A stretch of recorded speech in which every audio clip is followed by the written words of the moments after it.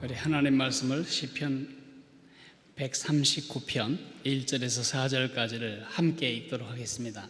시편 139편입니다.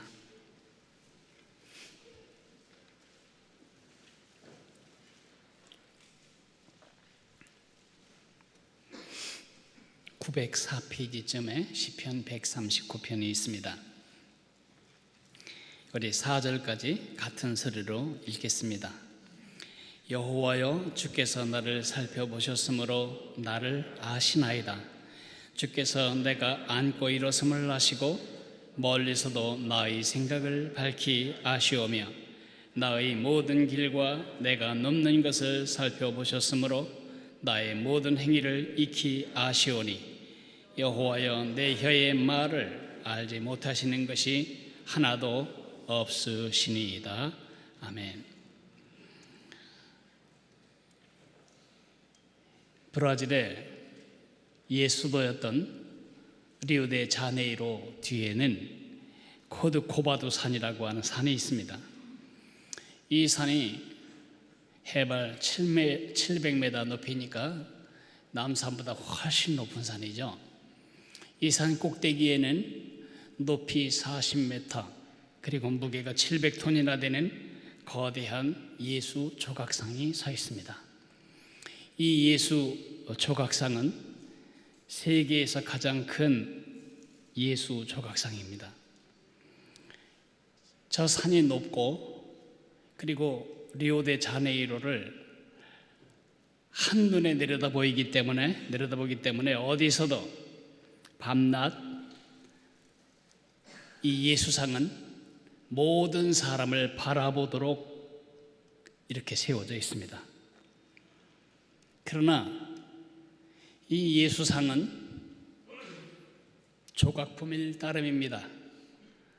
세계의 많은 관광객들이 와서 찾아가고 관광하고 사진 찍고 돌아가는 그냥 조각상일 뿐입니다.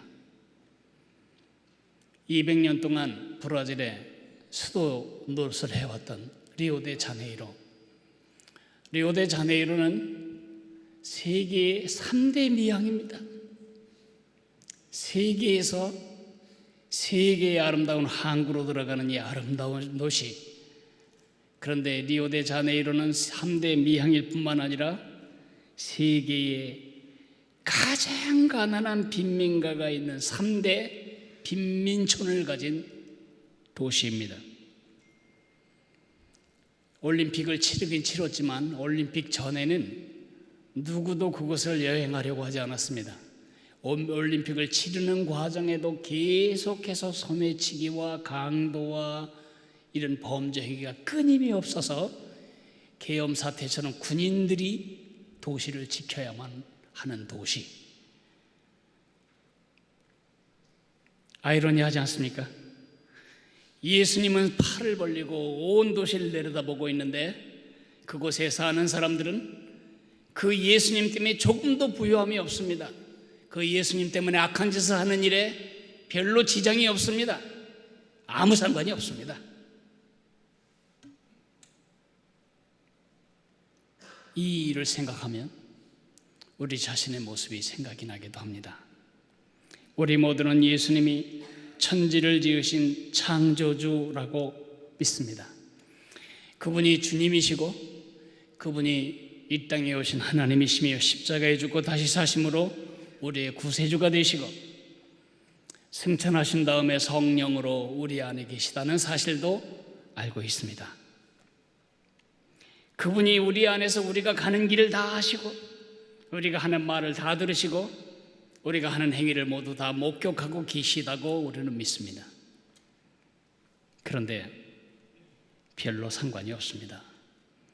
염려하는 일도 별로 차이를 느끼지 못하고 불안에 떨고 걱정하는 일도 큰 차이가 없습니다. 영적 빈민으로 사는 모습이 있고 리우데자네이루의 세계 최악의 빈민가를 연상하게 합니다. 악한 짓을 할 때 악한 생각을 품고 악한 것을 보고 악한 길을 가려고 할 때 우리 안에 계신 예수님이 정말 두려워서 그 말을 못하고 그 일을 하지 않고 그 길을 돌이키는 이 일이 그렇게 쉬운 일이 아닌 우리의 현실을 정직하게 고백하지 않을 수가 없습니다. 마음은 떠난 채 우리 안에 예수님이 계시다는 사실은 신학적인 지식으로 정돈된 채 머릿속 한 구석방에 잘 보관되어 있고 우리 삶은 우리 삶대로 따라가고 있습니다. 리오데자네이로의 예수상이나 우리 머릿속 어느 구석인가 이 도서관에 있는 책 한 권에 꽂힌 책 한 권에 불과한 것 같은 예수님의 지식이 우리의 삶에는 큰 영향을 주고 있지 못하는 것 같습니다. 우리가 하나님을 안다는 것, 예수님을 안다는 것은 두 가지로 나눌 수 있습니다. 하나는 신학적인 지식입니다. 여러분이 교회를 오래 다니면 예수님이 누군가에 대한 많은 지식을 얻게 됩니다. 그것은 여러분의 믿음이 전혀 아닙니다. 그것은 정보일 뿐입니다. 그것은 머릿속에 있는 지적인 조각일 뿐입니다. 그것이 신학적인 지식, 지식적인 지식입니다. 그러나 또 한 종류의 지식이 있습니다. 그것이 경험의 지식, 경험적인 지식, 나와 관계에 있는 관계적인 지식, 나의 삶에 구체적으로 작동하는 주관적인 지식이 될 때에야 비로소 우리는 영적으로 성숙하고 하나님이 의도하신 그 풍성하고 복된 삶을 향해 나아갈 수가 있는 것입니다. 유다 나라는 이스라엘과 유다로 나눠지기 전에 세 분의 임금님에 의하여 통치되었습니다.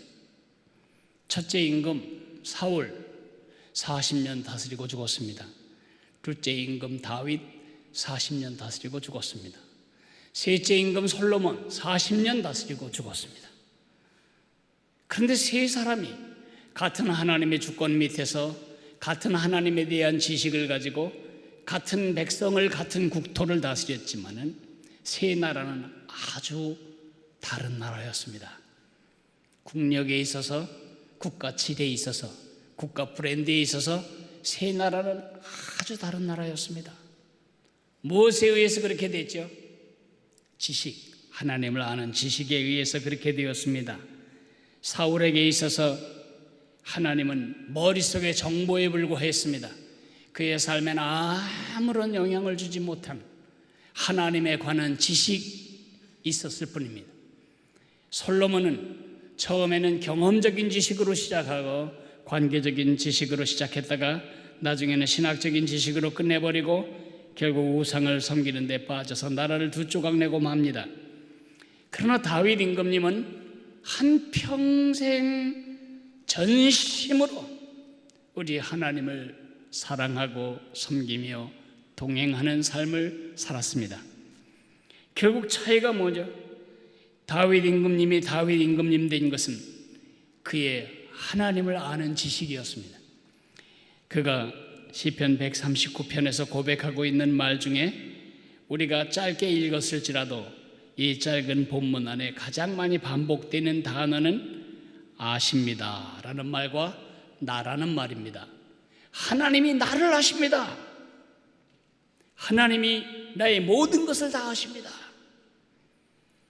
우리는 전지하신 하나님이라고 다 고백하지만 그분이 설마 지금 내 가슴속 동기까지야 아시려고, 내가 하는 행위를 아시려고 이렇게 우리 스스로를 속이기 쉽습니다. 그러나 다윗은 나와 하나님이 나를 아신다는 사실, 하나님의 전지하심과 나를 연결하는 관계적인 지식, 하나님과 나와의 관계에 기초한 하나님의 지식, 그 지식을 가지고 하나님을 섬기며 살고 있었습니다.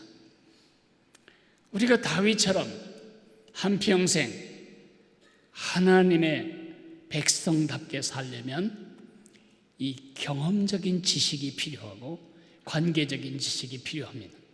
어떻게 이 머릿속에 있는 정보적인 지식을 이 가슴의 지식, 경험의 지식, 주관적인 지식, 관계의 지식으로 바꿀 수 있는가? 두 가지 말씀을 드리겠습니다. 첫째로는 하나님이 모든 것을 다 아신다는 사실을 인식해야 합니다. 다윗의 생애는 날마다 그 하나님이 모든 것을 다 아신다는 전제하에 그의 삶이 진행됩니다.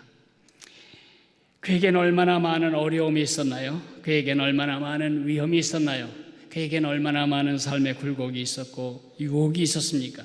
얼마나 많은 갈래길이 어디로 가야 할지 어떻게 될지 모르는 이 불안한 삶이 그에게 얼마나 많았나요? 22년 6개월 동안 그리고 왕이 된 후에까지도 그의 삶은 날마다 안개 속을 걷는 것 같은 불투명과 불안정의 연속이었습니다. 사실 그가 시편 23편을 쓸만한 시인의 삶을 살지 못했습니다. 어떻게 쉴만한 물가 같은 삶, 푸른 초장 같은 삶을 그가 살았다고 시를 쓸 수 있겠습니까? 그렇게 쓸 수 있었던 한 가지 근거는 그의 삶이나 그의 국가적 정황이나 아니면 국제적 관계가 푸른 초장 같고 쉴만한 물가 같았기 때문이 아닙니다. 그는 늘 선한 목자이신 하나님이 그의 불꽃 같은 눈으로 자기를 바라보시고 자기를 다 안다는 전제와 기초 위에 그의 삶을 세워가고 있었습니다. 여호와여, 주께서 나를 살펴보셨으므로 나를 아시나이다.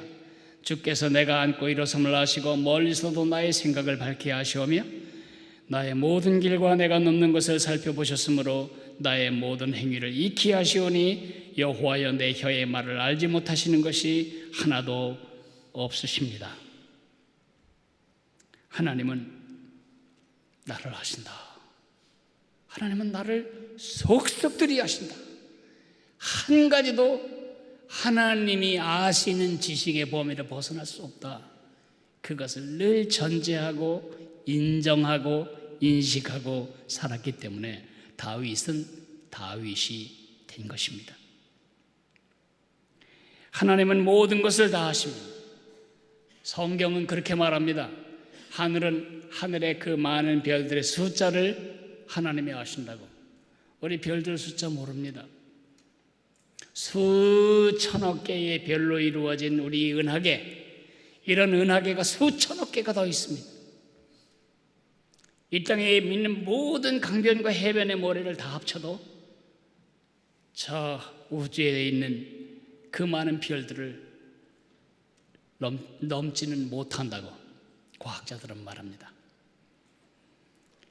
이 별들의 수를 세시고 별들의 이름을 다 아신다고 성경은 말하고 있습니다. 이렇게 별들의 수를 세시고 별들의 이름을 다 아시는 하나님은 참새 한 마리의 생명의 가치까지 아십니다. 우리의 머리카락의 숫자를 다 아시는 하나님은 우리의 마음속에 깊은 생각과 동기까지 다 꿰뚫어 보십니다. 우리의 행위를 보실 뿐만 아니라 우리가 왜 그 일을 그렇게 하는지 우리의 숨은 동기도 다 보고 계십니다. 우리의 아픔도 우리의 슬픔도 우리의 억울함도 우리의 위선도 우리의 외로움도 다 아십니다. 우리 예수님 앞에서 우리가 이런 말 하는 것은 의미가 없습니다. 누가 내 마음을 알아? 누가 내 속상한 거 알아? 누가 내 고통을 알아? 목사님이 내가 이렇게 아픈 거 알기나 할까? 누가 내 마음을 알아? 내 남편도 모르는데 누가 알아? 한 분 아는 분이 계십니다. 그분이 바로 예수님이십니다.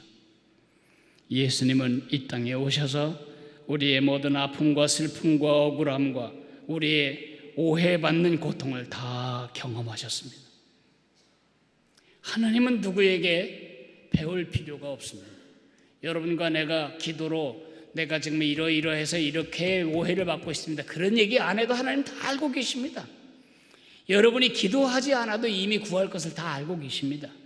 근데 왜 기도하냐고요? 기도를 통해 우리가 하나님을 의존하게 하기 위해서입니다. 하나님과 교제하기 위해서입니다.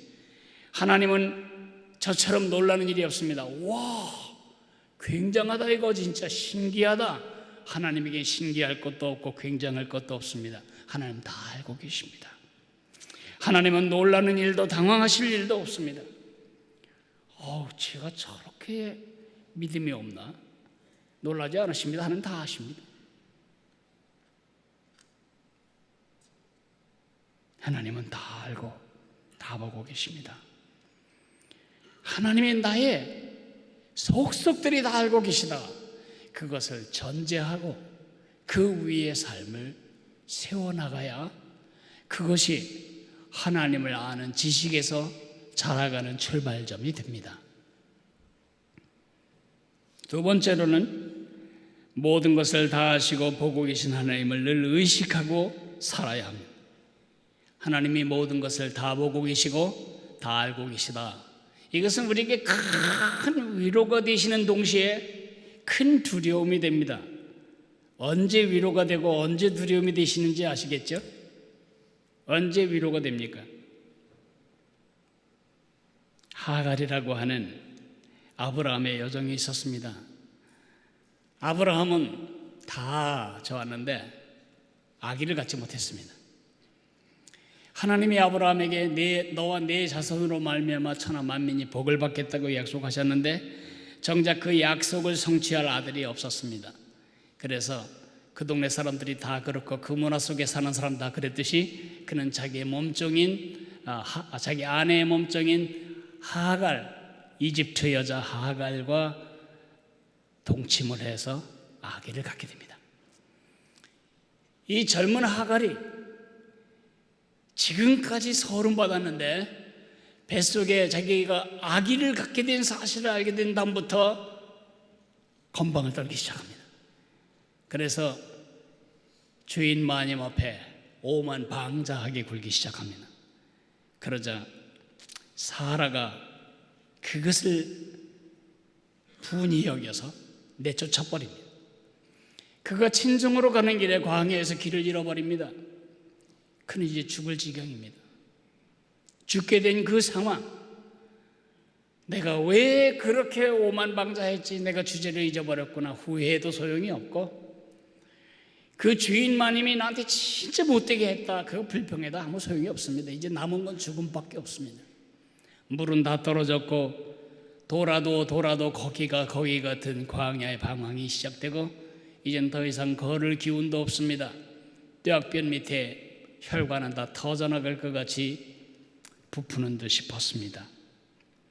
그럴 때 우리 하나님이 하갈을 부르십니다. 하갈을 만나십니다. 그리고 하갈을 살려주십니다. 그럴 때 하갈이 이렇게 말합니다. 하갈이 자기에게 이르신 여호와의 이름을 나를 살피시는 하나님이라 하였으니 이는 내가 어떻게 여기서 나를 살피시는 하나님을 비웠는고 함이라. 무슨 뜻이죠? I have seen, 나는 보았다. Who sees me? 나를 보시는 하나님을 내가 보았다. 나를 보시는 하나님, 히브리 말로 엘로이, 그래서 부헬라엘로히라고 그 지역 이름을 지었습니다. The God who sees me, 나를 보시는 하나님을 보는 순간 그는 다시 일어났습니다. 그리고 주인 집에 돌아가서 아이를 낳고 거기서 살게 되었습니다. 나를 보시는 하나님을 보는 순간 우리는 달라집니다. 나를 보시는 하나님의 눈동자를 보는 순간 우린 죄를 끊어버릴 수 있는 힘을 얻습니다. 나를 보시는 하나님을 보는 순간 광야 사막 한가운데서도 우리는 다시 전진할 수가 있는 것입니다. 나를 보시는 하나님을 보고 살아야 합니다. 하갈같이 때로 우리는 실수합니다. 때로 우리는 억울하고, 때로 우리는 오해를 받고, 때로 우리는 버림받은 느낌을 떨쳐버릴 수가 없습니다. 때로 우리는 외롭습니다. 누가 내 속 터지는 현실을 알까? 누가 내 억울한 마음을 알까? 그것을 알아줄 사람을 찾아서 이리저리 헤매지 마세요. 여러분은 그것을 아시는 한 분을 알고 계시잖아요. 그분이 하나님이시면 하나님이 다 알고 다 보고 계십니다. 우리의 과거도, 우리의 현재도, 우리의 미래도 다 알고 계십니다. 우리는 지금 핵폭탄의 위협 아래 있습니다. 그런 일이 벌어지지 않아야 하지만 핵폭탄이 터지면 우리 모두는 피난 갈 필요도 없이 당하게 됩니다. 요즘은 핵폭탄의 위협도 위협이지만 EMP탄이라고 그러죠. 전자기파 폭탄. 이 전자기파 폭탄, 핵폭탄을 지상 50에서 70m 상공에서 터뜨리면, 수전선 정도에서 터뜨리면 한반도에 있는 대부분의 모든 전화, 모든 통신, 모든 교통기관, 모든 공장, 모든 은행, 모든 금융기관 전체가 다 오작동이 아니고 망가져 버립니다. 그러면 여러분과 나는 다 재산 제로의 사람이 된다, 이런 염려를 하는 사람들도 있습니다.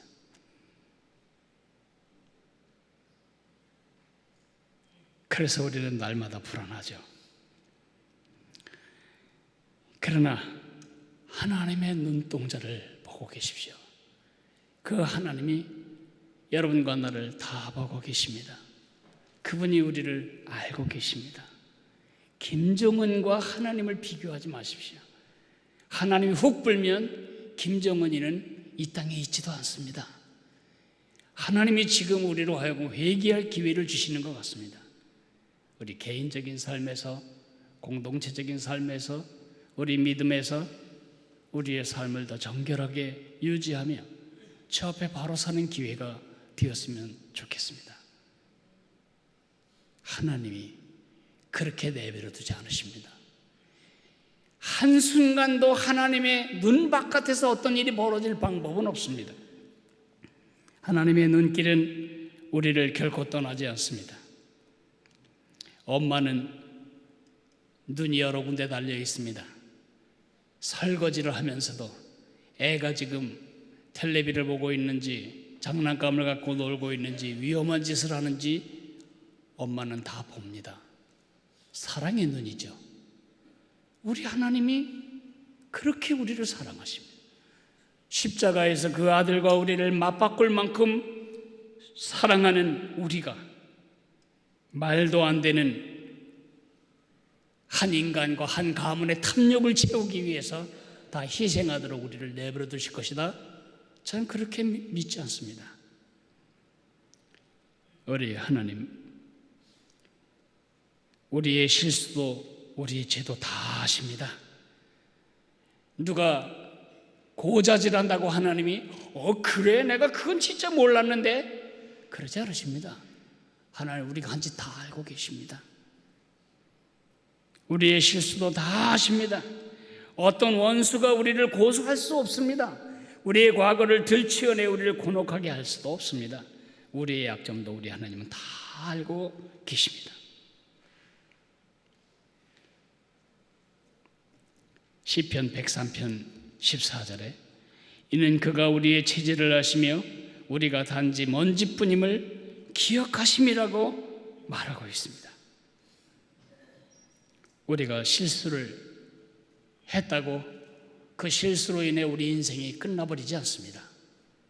우리는 끝났다고 생각할 때 우리 하나님은 그 실수를 조합해서 또 다른 작품을 만드실 방법을 알고 계십니다. 중세의 어떤 아이가 예배당에 이 아름다운 유리창에다 돌을 던져서 유리창을 박살을 냈는데 그 박살난 요리를 다 조각을 썰어가지고 전문가에게 갔더니 전문가가 이렇게 말했습니다. 걱정하지 마십시오. 이건 내게 맡겨놓고 가십시오. 그 사람은 갈래갈래 깨진 다른 색깔의 유리들을 조각조각 칸칸이 막아 붙여서 그것으로 소위 우리가 말하는 스테인드 글래스를 만들어냈다는 이야기. 이런 얘기 들어보신 적이 있잖아요. 우리의 실수 조각도 하나님은 그의 영광스러운 빛을 투과시킬 스테인드 글래스를 만드십니다. 하나님이 우리를 다 보고 계시다는 것은 우리에게 큰 위로입니다. 그러나 하나님이 우리를 다 알고 다 보고 계시다는 것은 우리에게 심각한 두려움이 아닐 수 없습니다. 언제요? 우리가 엉큼한 짓 할 때. 여러분이 오늘 여기까지 올 동안 여러분과 내가 모르는 수많은 카메라에 우리의 동선이 지금 찍혀 있습니다. 감시 카메라들. 감시 카메라는 선한 일을 하는 사람에겐 더없이 위로가 되고 기쁨이 되는 장치이지만 나쁜 짓, 악한 짓을 하는 사람에겐 두려움이 아닐 수 없습니다. 그래서 다윗은 이렇게 노래합니다. 139편 7절에 내가 주의 영을 떠나 어디로 가며 주의 앞에서 어디로 피하리까? 다윗은 그가 하나님의 눈을 벗어날 방법이 없다는 사실을 늘 의식하고 살았습니다. 예레미야도 그랬습니다. 예레미야가 콘크리트 포장 도로 위에 씨를 심는 농부처럼 힘들게 일하면서도 좌절하지 않을 수 있었던 것. 예레미야 16장 17절에 그는 이렇게 고백합니다. 내가 그들의 모든 행실을 똑똑히 지켜보고 있기 때문에 그들도 내 앞에서 숨을 수가 없고 그들의 죄악도 내 눈앞에서 감추어질 수가 없다라는 하나님의 말씀을 그는 꼭 붙잡고 있었습니다. 하나님 앞에 도망칠 수 없습니다. 숨을 수 없습니다. 그래서 모세는 이렇게 말합니다. 주님께서 우리 죄를 주님 앞에 들추어내놓으시니 우리의 숨은 죄가 주님 앞에 환히 드러납니다. 우리 믿음의 족장 요셉이 이집트에 팔려갔을 때 보디발의 집에 노예로 들어갑니다. 그때 그 보디발의 부인이 주인 마님이 날이면 날마다 눈을 끔적거리며 동침하기를 유혹할 때에 그때 요셉은 한 눈 때문에 그것을 거부할 수 있었습니다. 한 개의 감시 카메라, 그를 지켜보는 완벽한 카메라, 하나님의 눈이었습니다. 창세기 39장 9절에 그는 이렇게 말합니다. 내가 어찌 이 큰 악을 행하여 하나님께 죄를 지으리까. 유대인 남자들은요, 여기다 이렇게 모자도 아니고 모자가 아닌 것도 아닌 이상한 빵떡 같은 조그만 모자 하나를 얹고 다닙니다. 그것을 야멀커라고 말합니다. 그 야멀커라는 것은 주님의 눈이 항상 내 뒤통수, 내 정수부리 위에 있고 그분이 손이 항상 내 머리 위에 있다는 것입니다. 여러분, 하나님의 손이 늘 여러분 뒤통수 위에 이렇게 얹혀 있다면 가지 말아야 할 것은 얼마나 많고, 보지 말아야 할 것은 얼마나 많고, 하지 말아야 할 말은 얼마나 많고, 해야 할 일은 얼마나 많고, 헌신해야 할 것은 얼마나 많고, 스스로를 속이지 말아야 할 일은 얼마나 많은지 모릅니다. 유대인들이 시작 안 했으면 우리도 하나씩 다 쓰고 다녔으면 참 좋겠습니다. 야말거. 하나님의 손, 하나님의 눈이 그들 머리에 있음을 늘 의식하고 사는 것처럼 우리는 그리 의식하고 살아야 합니다. 자, 제가 두 가지 지식을 말씀드렸습니다. 하나는 신학적 지식이고 하나는 경험적 지식이에요. 하나님은 전지하시다, 모든 걸 다 알고 계시다, 그런 말 우리는 바리새인처럼 잘 합니다. 그러나 나는 아니고 내가 아니고는 그건 신학적인 지식일 뿐입니다. 그것은 여러분과 나를 주보하지 못합니다. 신학적 지식보다 경험적 지식이 중요하고 정보적인 지식보다 관계적인 지식이 중요합니다. 하나님이 나를 다 하신다. 나를 빼놓지 마십시오. 하나님이 다 하신다는 사실을 인식하고 하나님이 다 보고 계시다는 사실을 의식할 필요가 있습니다. 이 뒤에 스크린이 있습니다. 여러분이 지난 한 주간 살아온 삶이 저기에 공개적으로 비춰진다면 어떠시겠습니까?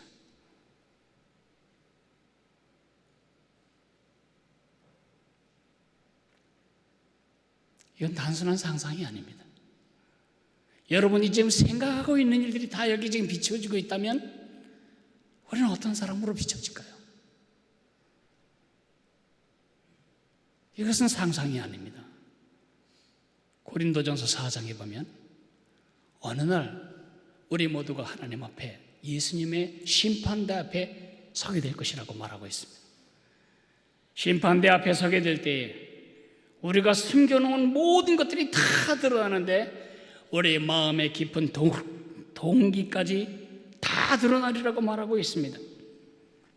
너희에게나 다른 사람에게나 판단받는 것이 내게는 아주 작은 일이라 나도 나를 판단하지 아니하노니 내가 자책할 아무것도 깨닫지 못하지만 이로 말미암아 의롭다함을 얻지 못하노라. 다만 나를 심판하실 이는 주시니라. 그러므로 때가 이르기 전 곧 주께서 오시기까지 아무것도 판단하지 말라. 그가 어둠에 감추인 것들을 드러내고 마음의 뜻을 나타내시리니 그때 각 사람에게 하나님으로부터 칭찬이 있으리라. 어떻게 해야죠? 오늘 밤이라도 이 세상을 떠나면 다 드러날 것은 다 드러날 때에 드러나서는 안 될 것은 지금 빨리 다 드러내야 합니다. 숨기고 감추고 안 그런 척하고 커버로 씌워놓고 연기하고 그런 삶을 속히 버려야 합니다. 크리스천의 삶의 특징 중에 하나는 투명성입니다. 저 속에 뭔 생각을 하고 있는지 도무지 모르는 사람은 속이 깊은 사람이 아니라 불투명한 사람입니다.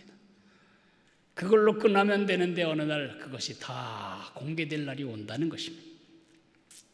그러나 그날 하나님이 어두운 방에 불을 켜듯이 우리의 삶 모두를 다 드러내시는데 칭찬할 것이 하나도 없어. 왜냐하면 다 칭찬받았어. 이 땅에서 사람들이 다 알아. 그런 감동 없는 삶을 살지 않으려면 그날 밝혀질 것은 오늘 숨기고, 그날 밝혀지기를 바라는 것은 오늘 숨기고, 그날 밝혀지기를 두려워하는 것은 오늘 다 쓸어내버려야 합니다.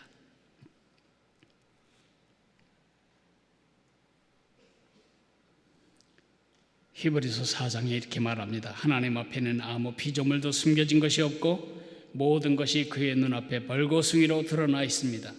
우리는 그의 앞에 모든 것을 드러내 놓아야 합니다.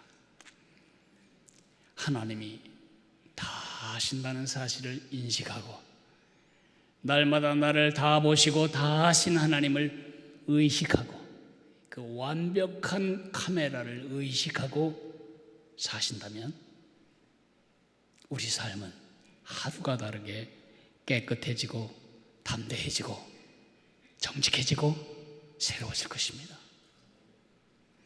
그런 은혜가 우리 모두에게 넘치기를 주의 이름으로 축복합니다.